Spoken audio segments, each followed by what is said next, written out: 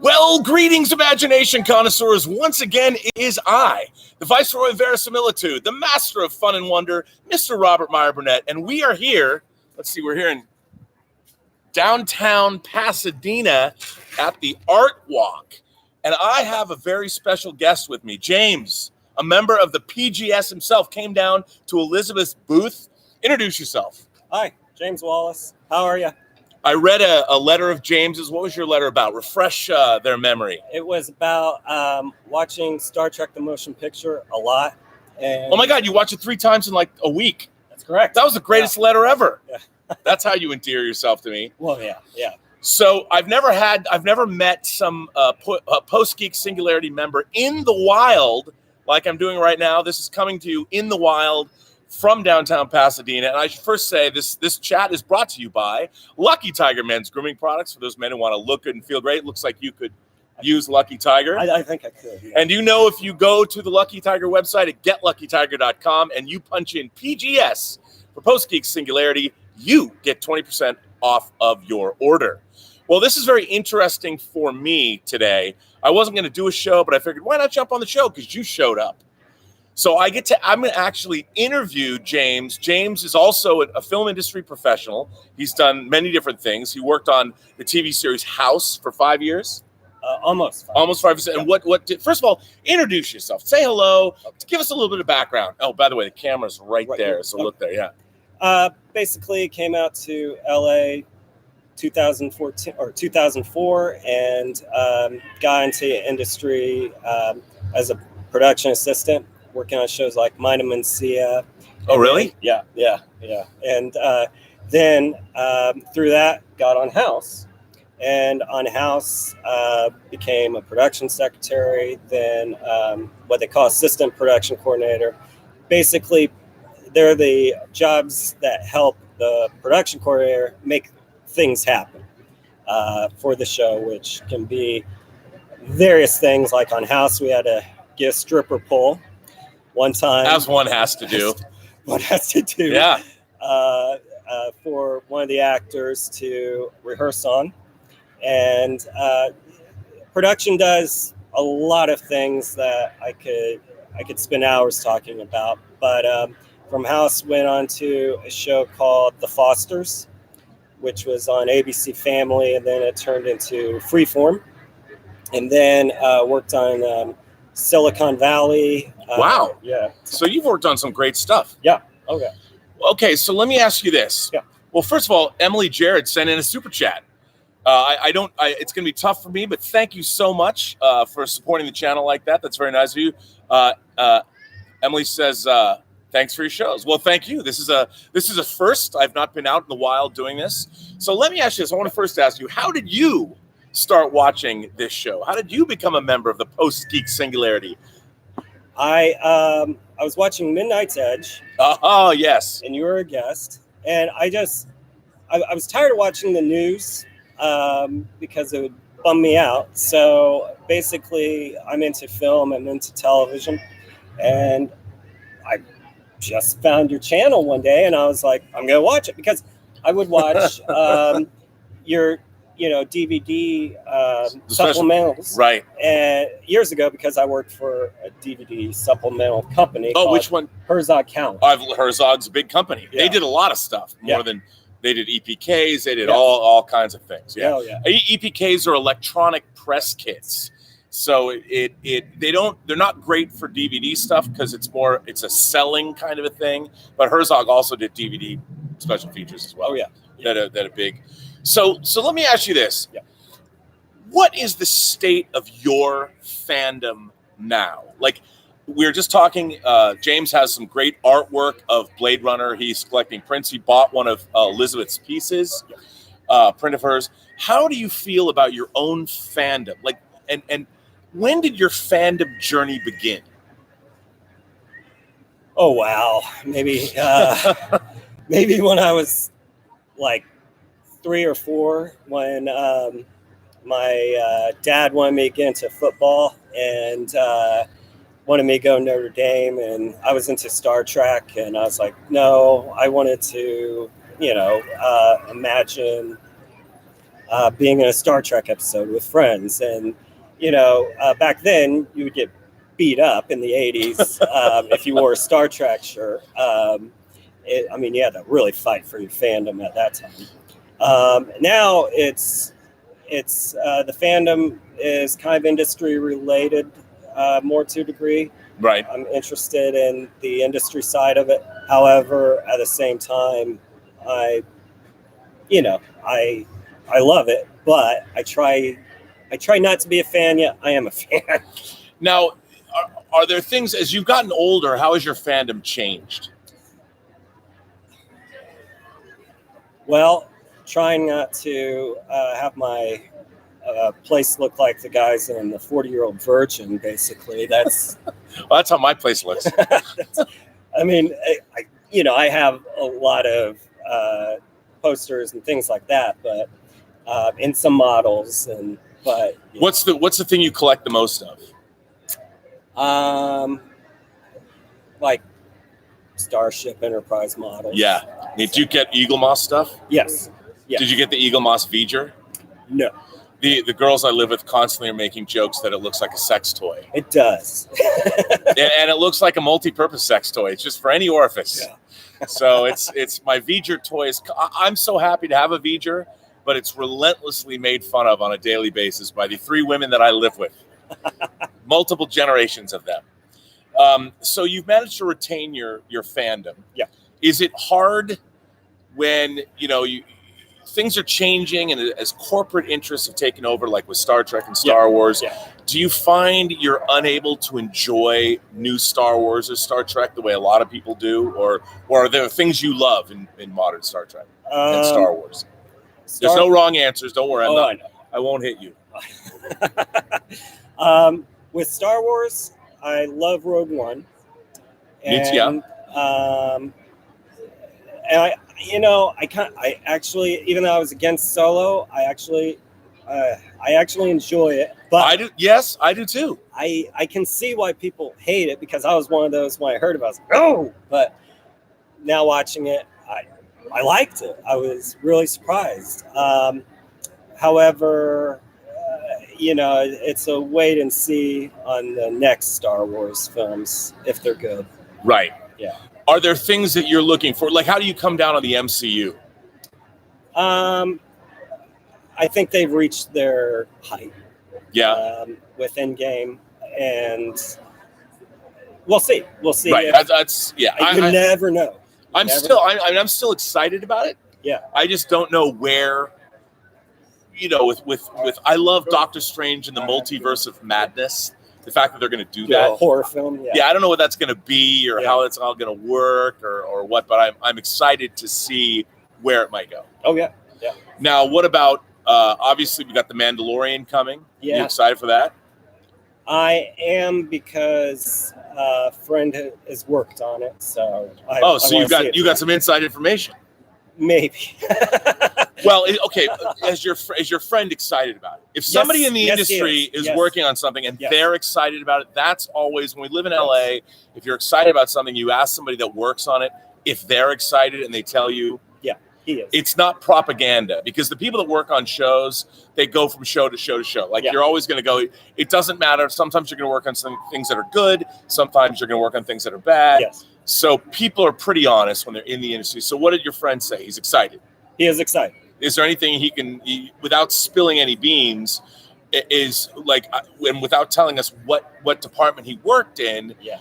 Was he impressed by the production? From a general standpoint, is there anything that you could tell us that?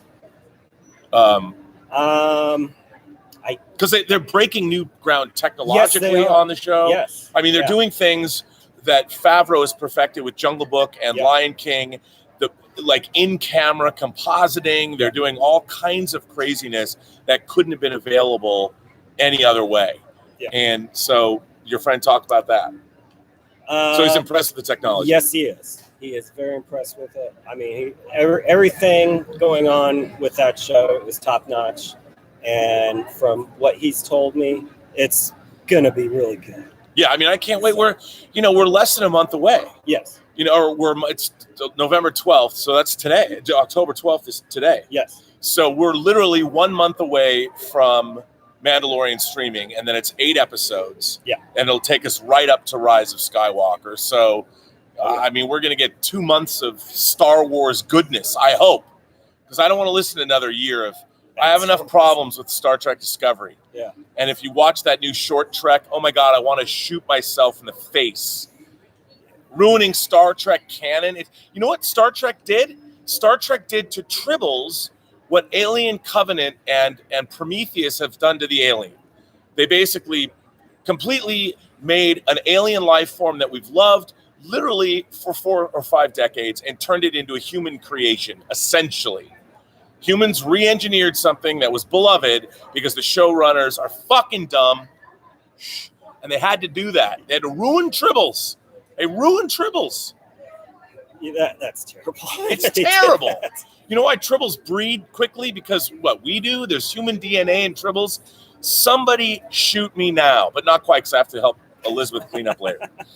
Anyway, I not a big fan. Are there other things other than our venerable franchises like Star Wars and Star Trek? Are there newer things that you like? I mean, you talked Blade Runner 2049. Right. Oh, yeah. I loved that. Love that film. But as far as franchises, at the moment, I can't really think of anything on top of my head where I'm excited about. And who knows? I mean, it could be something that'll just surprise me. And I mean, I'm open-minded to, the new stuff that comes out there. So. Detective Jim, one of my moderators, is like, you're cussing at an art fair. I know. And there's people over there wondering, why am I cussing? Because Pasadena is a pretty refined city. Do you live around here? No, Toluca Lake. Oh, well, it's close. Close. Toluca Lake's cool. You can go to the Red Door. Yeah. Oh, yeah. Love the Red Door. Yeah. Nice. Love Doc. Going there on, was it Monday or Tuesdays when they play live music? The Red Door is one of my favorite places in LA. So, I mean, if you also read scripts, you said for Slam Dance, what are some of the other things that you do industry-wise? Just, write my own material, try to get it out there, try to get it made. Right. As you would know, since you're an independent filmmaker as well, it's rough. It's rough. And I think that's the kind of thing the geeks and film geeks and all that are really upset about is they write their own material or they have in their head how something should go, and yet the people in charge maybe aren't. They don't know. They don't know what they're doing. So. No, they don't know what they're doing, and not only that, they are risk averse, which we talk about on the show a lot. They have to mitigate risk. Yeah. So they're not designed like, let's take a risk on this. Yeah. I keep thinking back that in my experience, the biggest risk I ever heard about was when Bob Shea told Peter Jackson. I've told this story before on this show, but Peter Jackson was going to make Lord of the Rings with Miramax, and they were going to make 2 movies.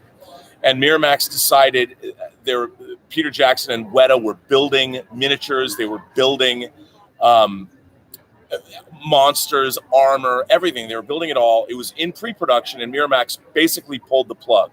But they allowed Peter Jackson to try and set it up somewhere else. But whoever bought it out had to pay Miramax $50 million.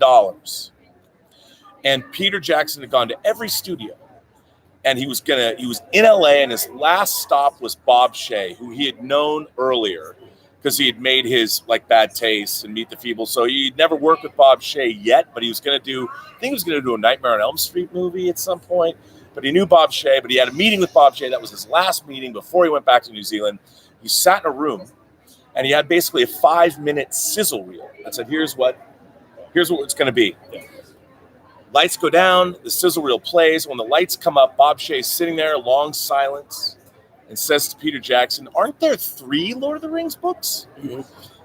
And rolled the dice. One of the great gambles in Hollywood history. Bob Shea believed in Peter Jackson, but believed in the material. You don't see that kind of risk-taking anymore. No. Maybe we never did, except maybe that might have been the only time, but yeah. Well, I mean, Star Trek: The Motion Picture was a risk. It was a risk. They spent $50 million on it. $44 million. $44 million on it, and I mean, it's the most expensive movie ever made at the time. Yeah, and it's like basically interesting how it's about them finding a living machine.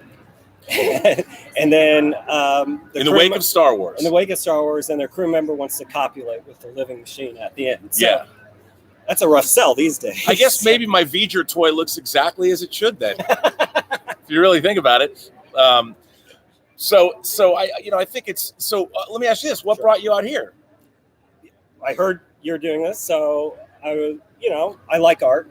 And I was like, oh, it's a nice day, so go look at art. And I want to look at, and also you mentioned children's book right. that you're doing with Elizabeth. So I find that interesting because I have nieces and I'd like them to, have nice books to read. Yeah. And, so it was art and also meet you. Yeah. So, which is great. Yeah. And now I can coerce you to be on the show. Yeah. which is good. Yeah. So like, in your own work, if you could, what is something, maybe not, don't tell us your dream project because someone's going to steal it. Right. But what are some of the things, like if you could write, say, an epic science fiction film, are there certain, like Blade Runner deals with artificial life, the Terminator, what is, can artificial life be real? Sure. Or is AI, are they going to kill us all? Right.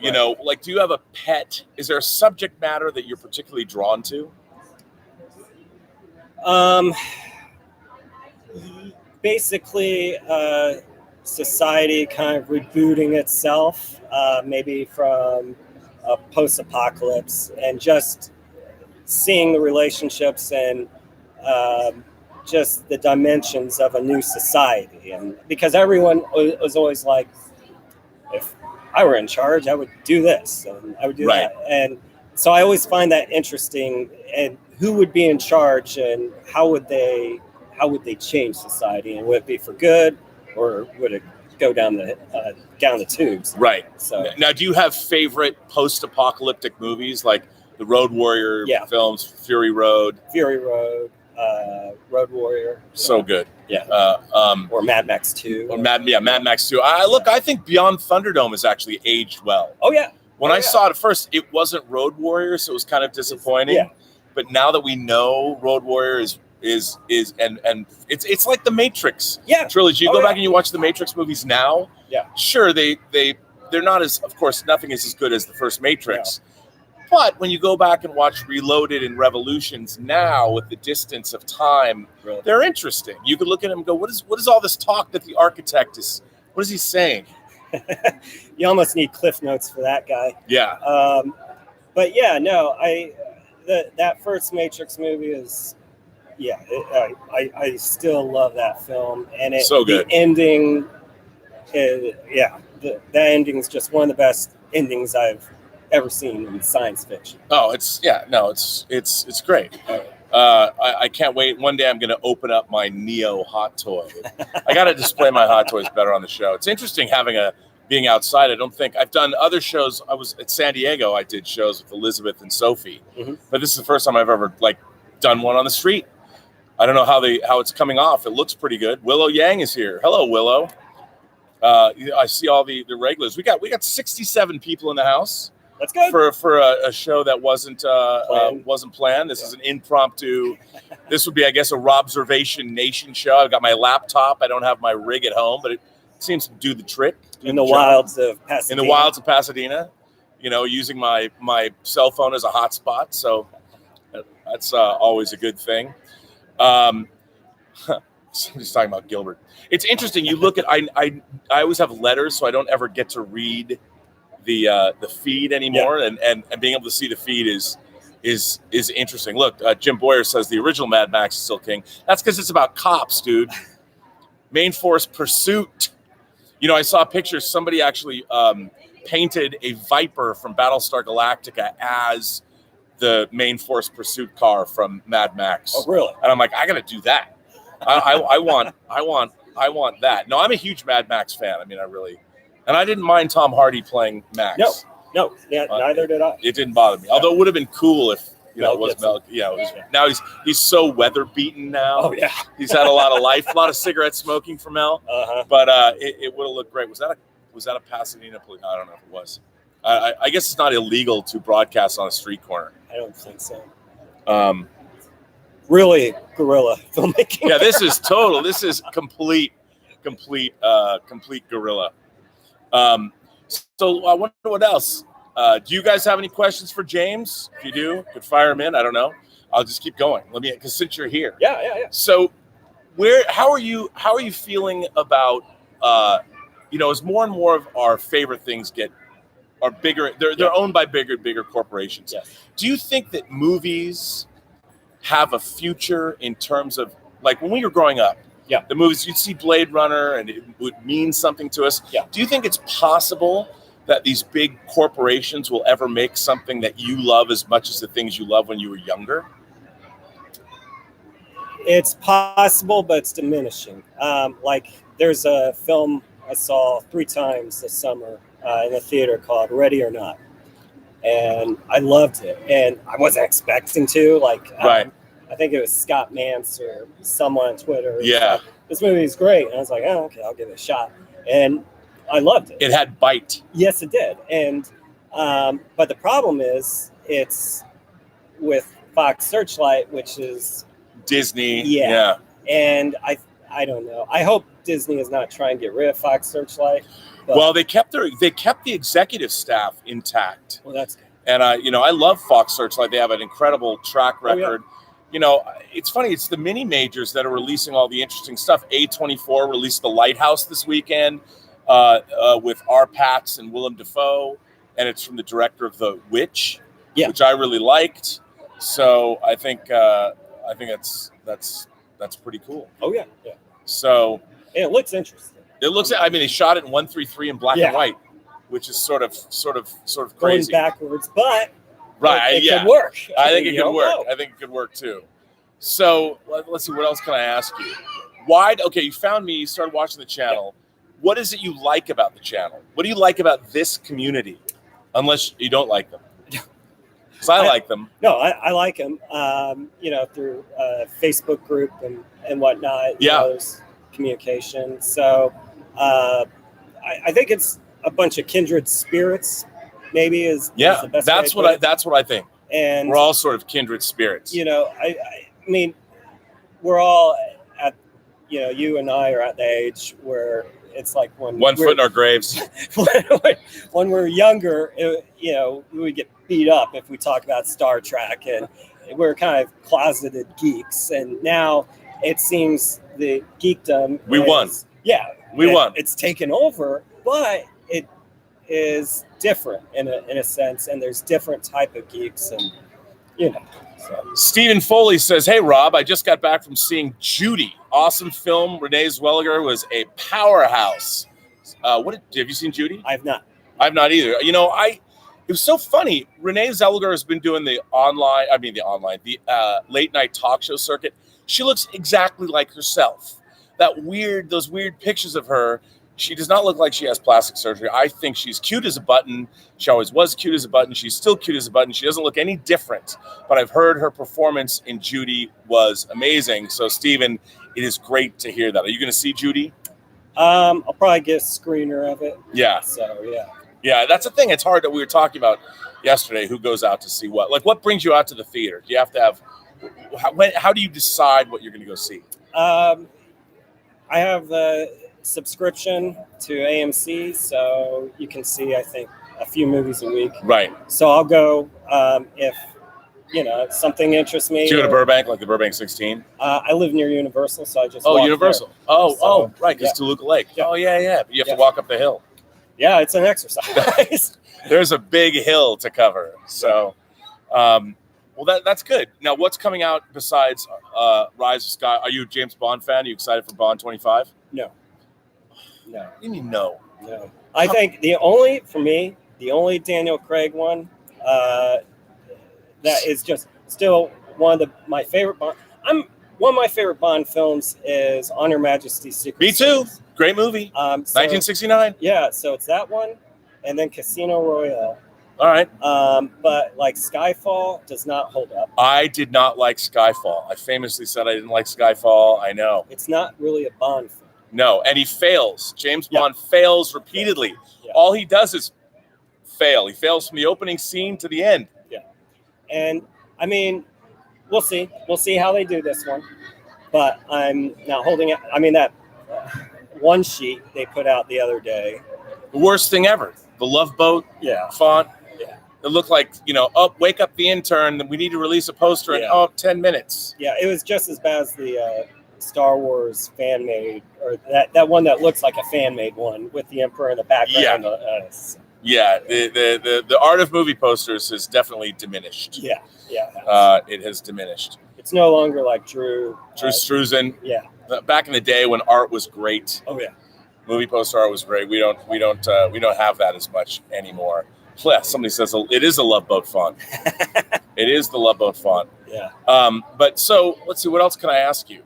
So okay, you watch Midnight's Edge on YouTube. Yes. I like Midnight's Edge a lot. Yeah. Do you watch the Fandom Menace channels too? Like Nerdrotic, Geeks and Geekers, Geeks and Gamers. Star Wars Girl. What's up, What's up, Geeks and Gamers? By the way, I'm going to be on a show with Jeremy. Now that could be interesting. Jeremy and I are going to probably do a show next week, and I promise that I'm going to bring the light. And I'm looking forward to it. Anthony Gonzalez says, "Will you guys be watching Treadstone?" Treadstone is, of course, the TV series based on the Bourne Identity franchise.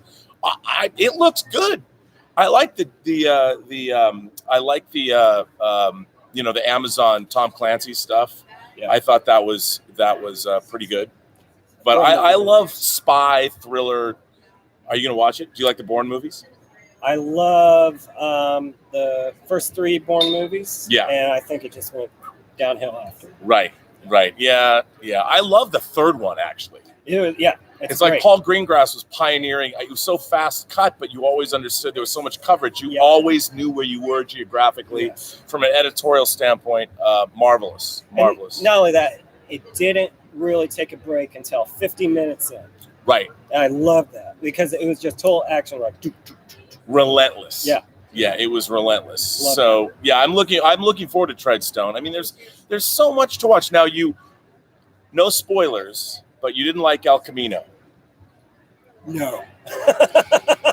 James didn't like El Camino. Now this is very interesting. You and I are the same. Yeah. We each own the 50-gallon oil barrel Blu-ray set, which is one of the great Blu-ray sets. It's a great documentary on the making of the show. Now, without telling us why were you disappointed? Without giving spoilers, but give an overview. It felt like a 2-hour deleted scene. Really? Yeah. Wow. It wasn't needed. I'm a big GoldenEye fan, by the way. I see somebody said GoldenEye rules. GoldenEye, yeah. I almost wrecked my buddy's car after we watched GoldenEye because he had a Mustang and his parents won't let him drive it. They trusted me to drive it. And so I was driving it and took a left when I shouldn't have, and he saw his life go in front of his eyes because I was just pumped after watching the first James Bond movie in years. Right. And it was Pierce Brosnan, who I always thought would be a great Bond. And there's a cool car chase at the beginning. Yeah. What's wrong with that? So yeah. Willow Yang says, for me, El Camino wasn't nearly as epic as Felina, and I don't think that it works as a standalone film, but it was still a decent epilogue. What do you think? Is that true? I'm not going to argue with her. Never argue with Willow Yang. No, she has great letters, and she really thinks these things through. I'll respect her opinion. Yeah, I mean, I'm watching it probably tonight. I fell down this rabbit hole. There's a French horror series on Netflix. I want to say it's called Melina. Oh, really? Or it's incredible. At least the first half an hour was incredible. If you want to watch a scary show, I think it's like Melina or Melanie. I don't even know what it's called. Somebody told me about it. I searched for it, and we were watching it last night. We were both exhausted. I was like, okay, let's just sample the first 20 minutes.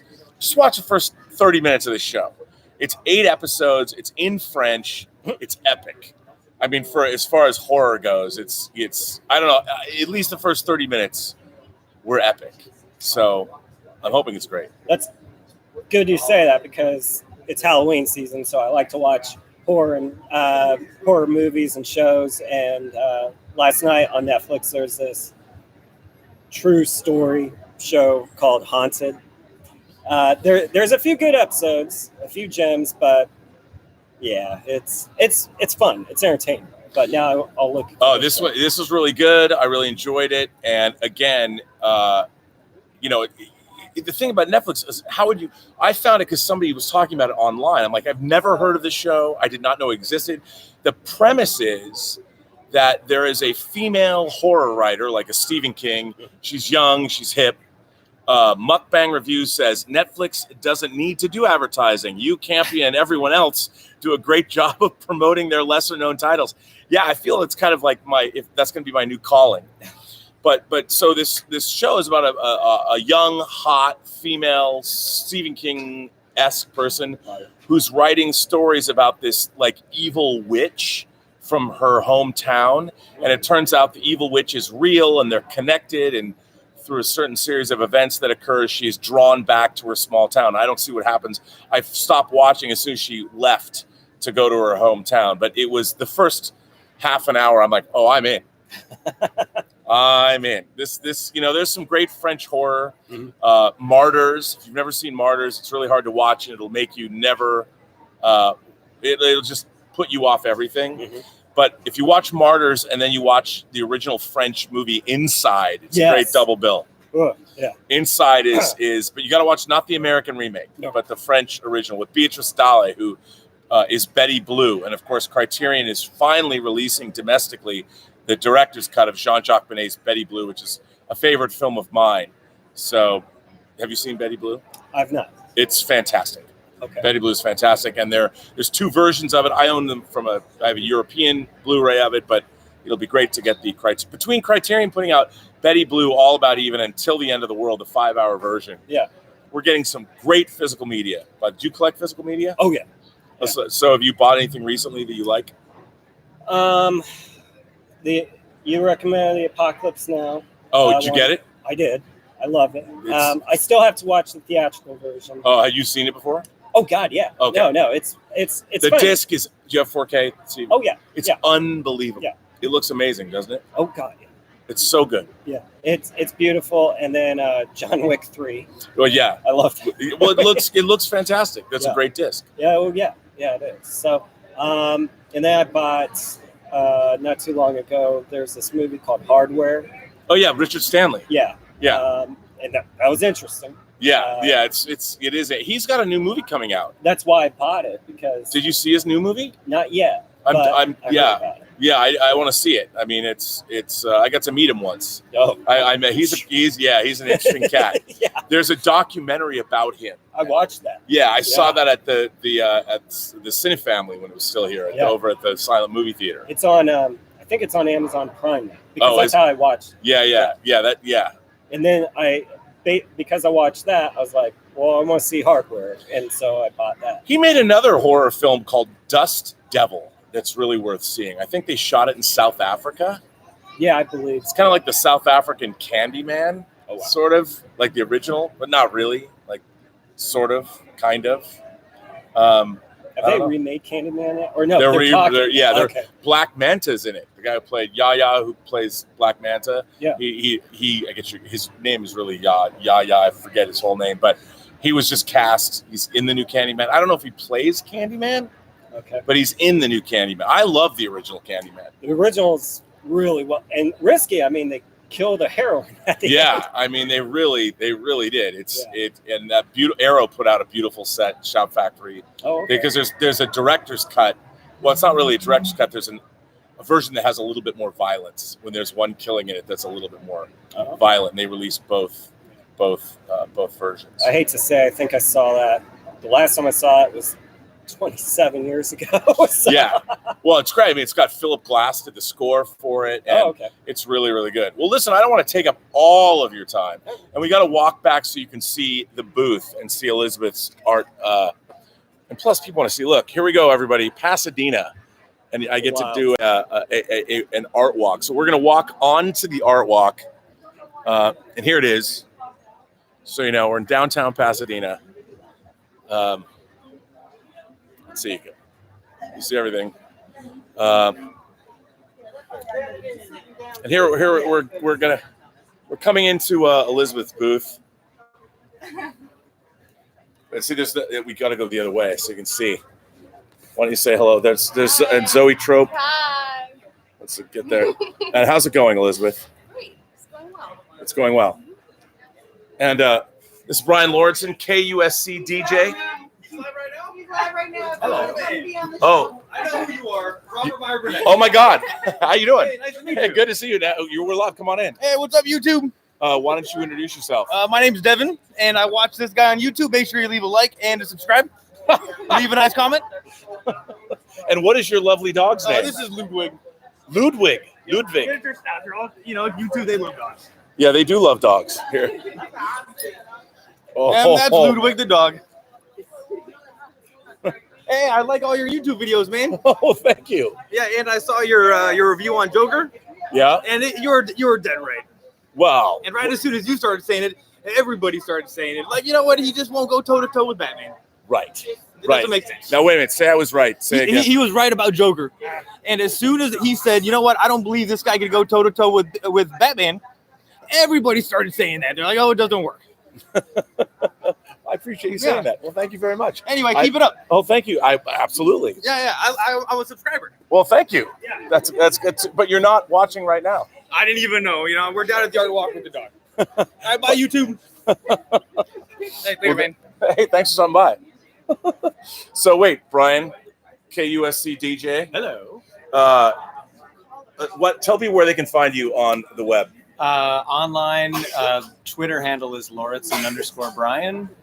KUSC.org is our website.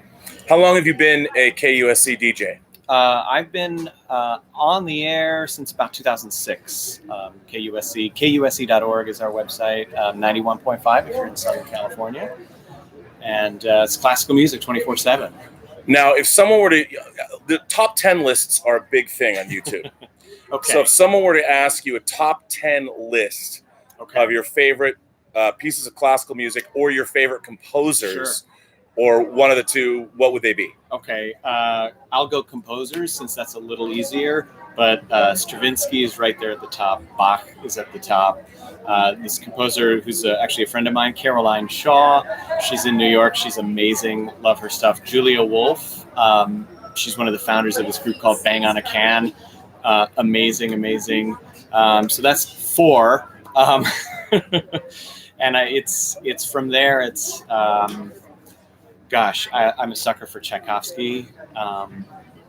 There's a composer, Florence Price, who's this American composer, early 20th century. She was the first Black woman to have her music played by a professional orchestra. Her music is absolutely incredible. She's undergoing a renaissance right now. So that's 5, 6 there. Nice. Yeah. I think it's pretty good. Well, hey, wait, Zoe, come here. So hang on to do one thing. So obviously this is an art walk that's showcasing Elizabeth's art. And so this is a painting that Elizabeth has done in oils and acrylics. Come in here. And it's a painting of Zoe. There's Zoe Trope. And that's the painting. Come on, Elizabeth. Come here. You gotta come over here. Come over here. Now, as the artist, tell me a little bit. Come in. You guys come in. Yeah, there we go. So tell me. Come in closer. Tell me a little bit about this painting. How long did this take to do? And This one took a long time, as you can tell, because of all the detailing in the background. But this probably took me 3 months. 3 months. And But what not medium is it? working on it constantly, like on and off. So Zoe's done in oil, and then the background is done in acrylic. Mukbang Reviews says beautiful painting. He wants to know who are your favorite artists? So many. I would say Gustav Klimt, all of the Impressionists, Post-Impressionists. So many. It's a hard question. Yeah, that is. And tell everybody what just happened to you in your professional life, your educational life. Yes, I just got accepted into Art Center School of Design here in Pasadena. So. And what are you going to be doing there? studying fine art, minoring in illustration. Yep. All right. Well, tell us about since you're here. Why don't you come over here and tell us about? No, you got to get in. Okay, this is Sophie. Some of you have Scooch met over. Sophie. Yes. So that's Sophie's portrait. You got to get in a little closer. Okay. Now, is the background acrylic like Zoe's? No, this is all oil, except her shirt is acrylic. Because of the fine details, it's a lot easier to do these kind of fine details in acrylic. Now, let's see. Now, what about something like? Let's see. Show us over here. These paintings. These are the two that we are Wait, working on. Hang on, I'm just showing them first. So let's see. A story. Rob and both of us, we're going to work on a story for these two, and there will be quite a few more coming. Those are there. There you go. There's that. Now you've also made some of these available as bags. Take one of these bags off. Oh yeah. So so she's turning her paintings into apparel, which you can buy. Yeah, these are messenger bags with the images on them. And they're made out of canvas. Canvas, yeah. And are they? You've sewn on you printed the artwork on transfers and sewn it on. Yeah, they're printed on canvas, and then the canvas is sewn onto the bag. Oh, nice. Yeah. And you can get all these. You can get prints of these, right? Yeah, you can get print of any of the paintings. I have some cheap play of all the paintings. Very high quality prints, and the bags and the T-shirts. Nice. Yeah. Is there anything else you want to show? I think that's it. Well, here we are, ladies and gentlemen. Still, it's always exciting here in Pasadena, here at the ARTWALK. James is back. See, look, you just run into people all the time, and that's one of the great things about living in Pasadena is that you just never know who you're going to meet, who's going to come up, and there's always events like this. It's like being in Europe. Europe, they do this all the time, but in Pasadena, it happens once a year, and it's high art. So it's a lot of fun to be out here. It's a lot of fun to be talking to you guys, and all of that. So, right? Yeah. Oh yeah. Do you have anything else to say about what's it like living in LA for you? It's interesting because I just got done working on a show where I was in Charleston, South Carolina for about almost 8 months. Can you say what show it is? Yeah, Mr. Mercedes. Oh my God, really? Yeah. I read those books. Yeah. Stephen King adaptations. Wow. How was that crew? They were a good crew. They're a very good crew. It was some interesting shooting going on that show. So How do you like the South? I loved it. But it's weird. It's not LA. Nothing is. No, it's really wild how LA becomes a part of you after living here for a It's while. true. So, Yeah. Well, listen, I think everyone, this impromptu Pasadena ARTWALK show, Robservations, I'm going to bring it to an end. I want to thank everybody for watching. I want to thank Lucky Tiger for sponsoring the show. Remember, if you want to get, if you're a man who wants to look good and feel great, or just anybody who wants to support a man who wants to look good and feel great, you can go to getluckytiger.com. And when you check out and get any of their product, you punch in PGS for Post-Geek Singularity, and you get 20% off your order. Well, it was great to see James. It was great to meet somebody who came down to the ARTWALK, Post-Geek Singularity member live in the wild. I want to thank my moderators. I want to thank Jim Boyers for jumping on. Detective Jim jumped on. I want to thank Greg, and of course, Terry, who's probably having a good time on a Saturday night in England. And of course, the Honorable Mayor Mike Bodden, who is deep into his re-election campaign. But I will be back tomorrow with a regular show. It's going to be a long one. I've got letters. I've got all kinds of things to talk about. Joker's still burning up the box office charts, and there's more to talk about there. I want to say thank you for watching. And remember, every person you meet, and there's a lot of people to meet here, every person you meet has a story to tell you have yet to hear. All you have to do is listen. And with that, I'm going to bid you all a better day. And I hope you do have a better day. So thank you for watching.